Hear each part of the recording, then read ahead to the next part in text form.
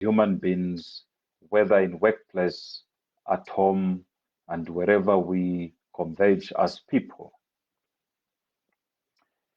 Gender equality, what it means, whether it is practiced in the workplace, and how it can be improved, has been the subject of serious and often fairly debate for decades. The term gender extends beyond the notion of male and women in a biological sense. It can also describe someone's chosen identity, which may be male, female, or something in between. However, in the context of gender equality, or inequality as the case may be in the workplace, which is the focus of the chapter, Gender Inequality at Work, in the book titled 12 Lenses into Diversity in Africa. Gender refers to the biological speaking to a man or a woman. Gender inequality in the workplace broadly means that male and female employees do not enjoy the same opportunities, working conditions, and or pay their counterparts of the opposite sex. Although women are typically on the receiving end of gender-based discrimination, therefore overhauling policies and structures not only within the organizations but also at the national policy level to ensure that women receive the same recognition and rewards as men for the same work seems like a sensible and long overdue strategy. However, full equality for women may not be the best prescription, especially in those professions where men's comparative physical strength, such as mining or construction work, for example, would give them a performance-related advantage over women in those organizations that do not look kindly at women interpreting their careers to have children or care for families members. At times, equality between men and women in the sense of being treated the same at work leads paradoxically to their being viewed and treated quite differently. The concept of gender equality is sometimes advanced as an alternative or a companion to gender equality. Equity is concerned with giving employees what they need so that the equality gap at work is reduced. For example, this may involve giving women more support in the area of personal development if social or industry norms have deprived them of the opportunity to get ahead professionally, or taking steps to close the arbitrary or unjustifiable wage gap between certain levels, male and female employees in an organization. Gender inequality in the workplace is very pronounced in Africa, exacerbated by the country's storied history of exclusion and separate development. Its sharply divided socioeconomic character and the pervasive male-dominated culture in various industries. Furthermore, Africa has been witnessing an alarming rise in gender-based violence in recent years. These factors have all conspired to create work environment that often discriminates against women. There is a noticeable disparity between men and women in terms of access to formal employment opportunities, especially in senior positions, while remuneration often differs even when men and women perform the same type of work. Women mainly constitute elementary workers in formal business sector and remain trapped in less than optimum semi-skilled and unskilled jobs. The fact that many women leave from their places of work and have long daily commutes, the result of Africa's convoluted geo-spatial character, is a factor contributing towards many men's lack of access to jobs that match their skill sets. Recent studies have shown some promising trends. However, for example, 8% more women are employed in public sector than men, and women hold about 40% of professional positions in the private sector. Women occupy 33% of senior management positions in the private sector and 39% in the private sector. Yet women remain very underrepresented in industries such as mining, agriculture, utilities, transport, and construction. Moreover, many women work in the informal sector in Africa, which is inherently precarious and provides few opportunities for advancement. There is a common perception that women are particularly well suited to feminine types of work, which with caregiving and other self-use act for common good being key features. Feminine industries include education, healthcare, and child and home and frail. In contrast, masculine industries display greater autonomy, rationally, and self-focus. Masculine industries include engineering, mining, and utilities, as feminine work, even within the masculine industry, is perceived to be autistic in nature.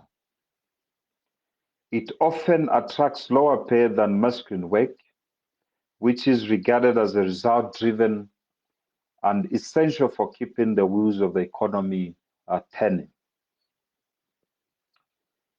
Interestingly, recent statistics show that the number of women graduating from higher education institutions in Africa in the fields of education, business or commerce, science, engineering, technology, and the humanities exceeds that of men. The trend translates into rising numbers of women in fields of accountancy, law, and other professions. Clearly, a good education, particularly higher education, is an important vehicle for professional advancement among women in the country and open doors to fields at work that do not necessarily have strong caring or nurturing elements.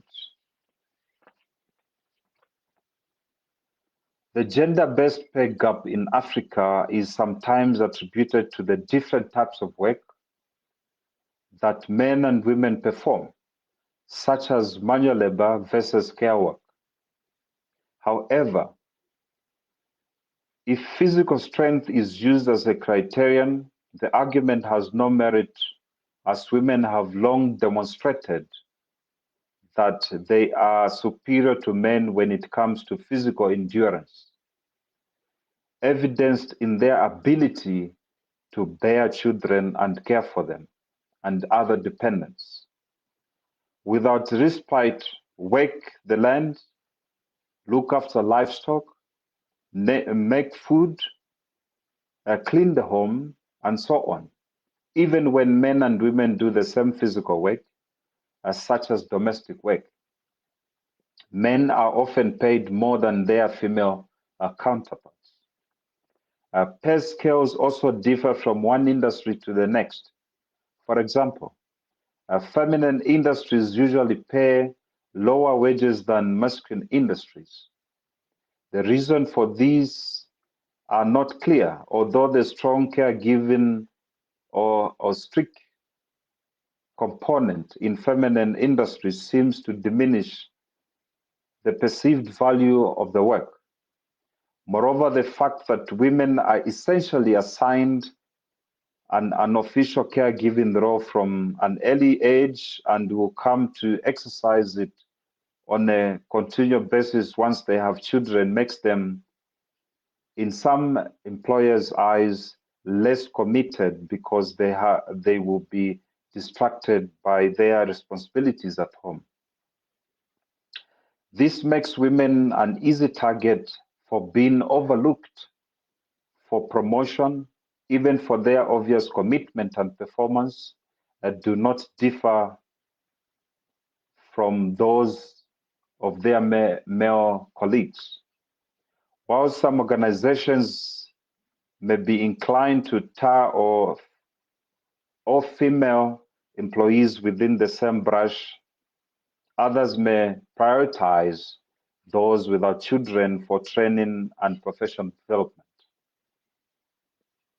Unless women can tap into excellent childcare arrangements, having rearing children can be physically and emotionally demanding, which could adversely affect women's stamina at work and their performance. This is often used by employers as justification for introducing different pay scales and reward system for men and women, respectively. By overlooking the fact that female employees with children sometimes need special forms of support, employers choosing to endorse the treat all employees the same approach can further entrench gender inequality in the workplace. Culture also has an important bearing on how men and women are viewed at work and their perceived potential to assume responsibilities and more leadership roles. In Africa, customary law, for example, regards women as subservient to and dependent on their husbands, which precludes them from owning, controlling property, among their things. In addition, polygamy, while clearly undermining women's rights, is widely practiced on the continent. Some would claim that leadership is largely a male trait. Yet history and experience have shown that women, given the right opportunity and skills, can be effective leaders. Gender inequality at workplace cannot exist without gender equality. In the home and society as a whole, men and women need to work together to level the playing field, removing the obstacles that prevent women from enjoying the fruits of their education and work-related labors, and highlighting the benefits of having women in management and in the boardroom. Sherry Sternberg, Facebook's chief operating officer, once equipped, a truly equal world would be one where women run half of our countries and companies, and men run half of our homes. This indeed an interesting proposition, and one guaranteed to topple popular stereotypes. In many cases, women themselves often unwittingly are complicit in promoting workplace mindsets that favor men. Together, men and women should consider the merits of company policies that acknowledges gender differences rather than sameness, and take the focus off numbers of hours at work, number of years, continuous service, and so on, when determining female employees' contribution to and worth. So today, ladies and gentlemen, the people of Africa, understanding the background of the importance of women in society gives us a leverage that we can coexist as people, as one. This indeed is a specific specification that will empower us on how we relate to women as men and women without dominating their position as women in society or discriminating. This, of course, brings me to the question that we have heard already recently in Zambia, that the Zambia Police Service had arrested and incarcerated the wife, to the former and former lawyer in Lusaka, Keith Mkata, in unprecedented situation. As president of Africa 55 states and Organization for African Political Parties, it is such a shocking to hear that the interpretations of the law, sometimes it favors those who are in a different side. But again, what happens to the victims that are found in situations where one has a leverage or connection in terms of law by victimizing those whom that we're supposed to protect? This case, it has been in public. It is also sub judice before the courts of law, and we hope that the competent court, shall preside over this and looks up to at the merits of the matter. But in a nutshell, for the people of Zambia to understand that this case emanated from a domestic quarrel or a domestic difference. We're also fully aware that Mr. Keith Mkata was incarcerated as a result of a murder case which was convicted of. And through that, they've had a very bad situation in their family. Among them is living separate lives where the wife was outside and Mr. Keith Mkata was incarcerated during that period. And again, some controversies where Mr. Keith Mkata had a girlfriend called Shaman. Also, that brought in some confusions within their family. I can only relate, to how the wife to Mr. Mkata, Mariko, how she feels after being through all these proceedings, which has been very painful, I can imagine. But again, the point of interest is on the Zambia Police Service in exercising their duties in terms of analyzing and looking at matters such as this. In law, we look at two different types of avenues of matters in terms of cases. We look whether the case is got a probability of going through an avenue of a civil case or whether it has to be subjected to the penal code to go through the criminal courts. But having heard about the story of that, the wife to Mr. Mkata, was arrested, sometime late last year, to be precise, in October, where the car which she's been allegedly to be have stolen, it was also confiscated and has been at the police station for almost 5 months. And now she was released without trial, and now we hear now that 2 days ago, or 3 days ago to be precise, she was again arrested. And, we find the situation and the proceedings and the conduct of the police service to be quite unprofessional. Because if you look at these matters and how she came into possession of that vehicle, one would believe that this is a couple who were married, this is a couple who had some understanding at one stage, and I'm sure between them, they realized that one has to drive the car, and especially during the time of incarceration of Mr. Mkata, that the wife took up that baton and courage that she uses that vehicle either to take the kids to the school or to run their bakery business. But, when this was reported to Matero police station, the arresting officer came in full force and registered a case of theft by director. You know, I wonder how the professionalism can come from such a case, because a reasonable person or a reasonable police officer who understand the law, who understand the history of how this case has emanated, would have advised the complainant that this is a civil matter and it has to be deposited off by either the High Court or the Magistrate Court within that community, without inflicting more pain to the wife, Maricor, who has suffered already enough trouble. And jurisdiction of the competent court through that jurisdiction, depending on the claim, will preside over the matter,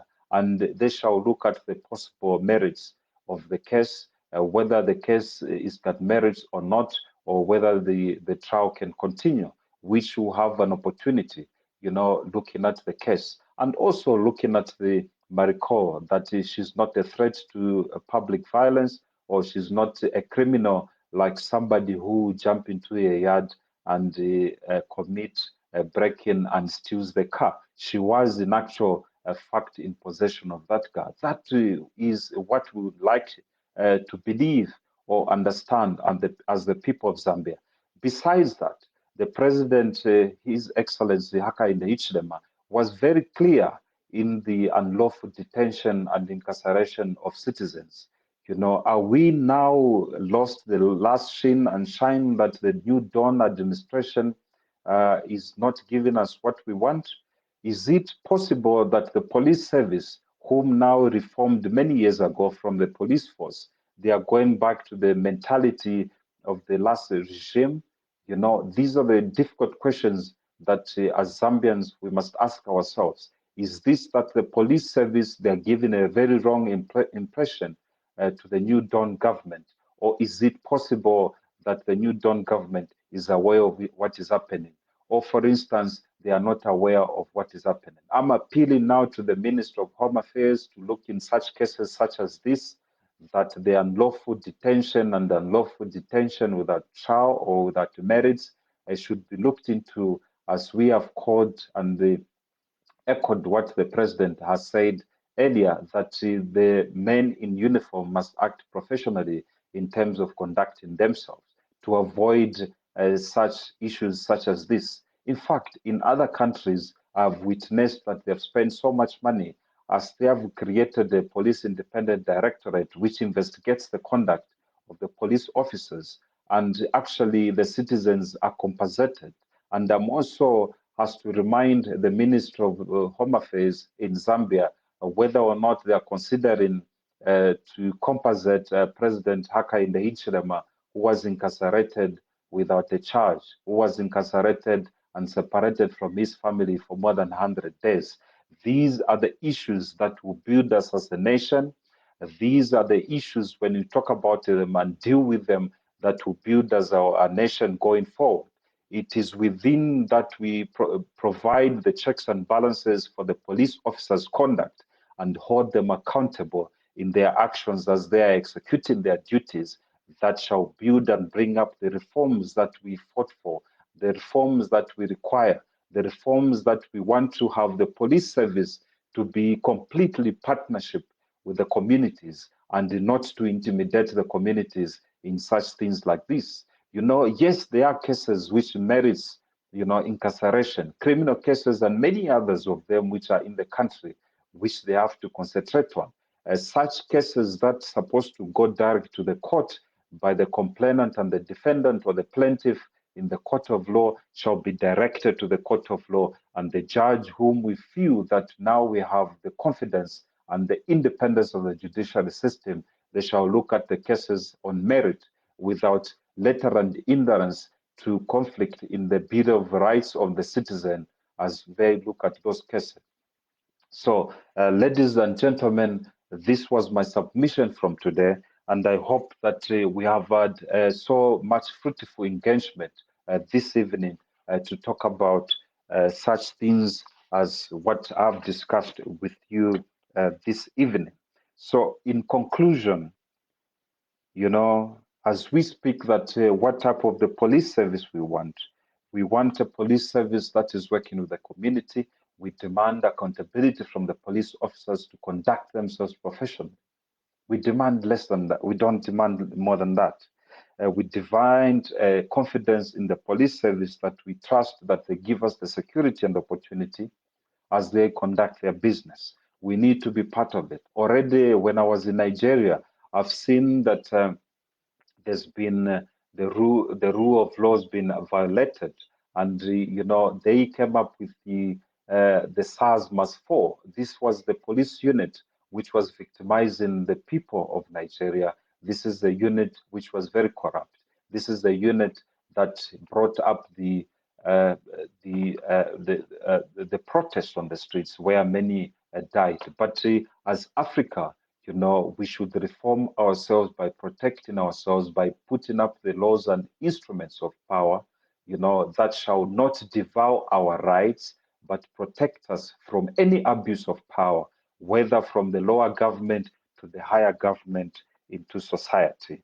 Ladies and gentlemen, I thank you very much for your time to listen to me. I shall come back to you on matters that affect our continent and individual countries. For me, to you, please like my page and let me know where you've been watching me from. Thank you, and God bless you.